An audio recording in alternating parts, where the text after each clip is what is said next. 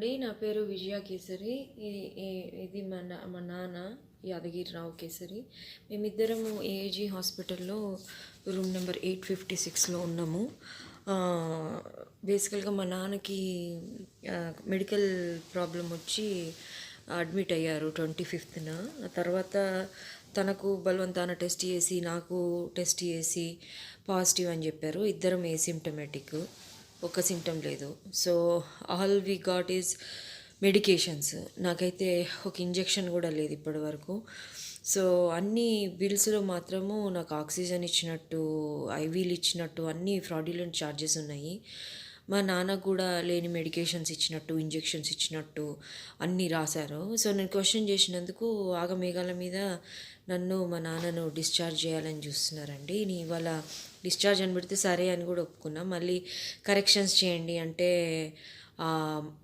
చేయకుండా మళ్ళీ extra charges అన్నీ అట్లనే ఉంచి మళ్ళీ పంపించారు. ఈచ్ లైన్ చూసి క్వశ్చన్ చేయొద్దని నాకు సలహా ఇస్తున్నారండి ఇక్కడ మేనేజ్మెంట్. సో ఇది నేను ఎట్లా రిజాల్వ్ చేయాలో అర్థం కావట్లేదు. లక్షల బిల్స్ క్వశ్చన్ చేయకుండా వాళ్ళు పెట్టని వాటికి ఇయని ఇంజెక్షన్ మెడికేషన్స్కి మేము ఎందుకు పే చేయాలో నాకు అర్థం కావట్లేదు. అండ్ క్వశ్చన్ చేసినందుకు ఇమీడియట్గా డిశ్చార్జ్ చేస్తున్నారు. ఇది ఎక్కడ న్యాయమో అర్థం కావట్లేదు, ఎవరిని రీచ్ కావాలని అర్థం కావట్లేదు. తర్వాత రాని డాక్టర్స్కి కూడా ఛార్జెస్ చేసిండ్రు. వాళ్ళు అది కరెక్ట్ చేసినా కూడా బిల్లింగ్ వాళ్ళు లేదని పేరు మార్చి మళ్ళీ దాని మీదకి వెళ్ళి గ్యాస్ట్రోఎంటరాలజీ ఉంటే దాన్ని తీసేసి పల్మనాలజీ అని పెట్టి మళ్ళీ ఛార్జెస్ చేస్తున్నారు. రూమ్ రెంట్లు ఇష్టం ఉన్నట్టు హైక్ చేసి మళ్ళీ వేస్తున్నారు. పాత పేషెంట్లకు ఇంత కాదు అంత కాదు అని చెప్పి మళ్ళీ ఇష్టం ఉన్నట్టు రేట్లు వేస్తున్నారు. సో ఇది నేను ప్రజలందరికీ చెప్పదలుచుకున్నా, ఇలాంటివి జరుగుతున్నాయి హాస్పిటల్స్లో. నేను ఎంత అడిగినా వీళ్ళను రిక్వెస్ట్ చేసినా నన్ను చైర్మన్ గారితో, నాగేశ్వర రెడ్డి గారితో మాట్లాడనివ్వట్లేదు ఎవ్వరు.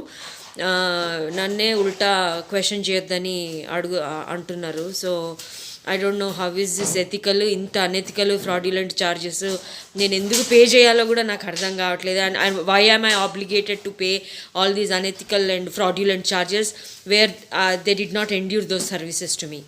అండ్ నేను చాలా స్టేబుల్ ఉన్నా ఫస్ట్ నుంచి, నాకు ఒక్క సిమ్టమ్ లేదు. అయినా కూడా 10 రోజుల నుంచి ఆక్సిజన్ పెట్టినట్టు, ఐవీలు పెట్టినట్టు, ఏమేమో ఇంజక్షన్లు ఇచ్చినట్టు రాసిండ్రు. ఒక ఇంజక్షన్ కూడా లేదు. మా అంటే నేను డాక్సీ ఇంకా లిమ్సీ విటమిన్ సిది అవి 2 యాంటీబయాటిక్ విటమిన్ సి మాత్రమే వేసుకుంటున్నా.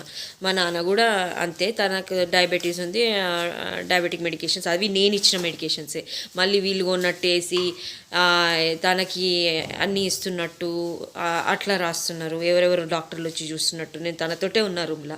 సో ఎవరు వచ్చి పోతుండ్రో కూడా నాకు తెలుసు.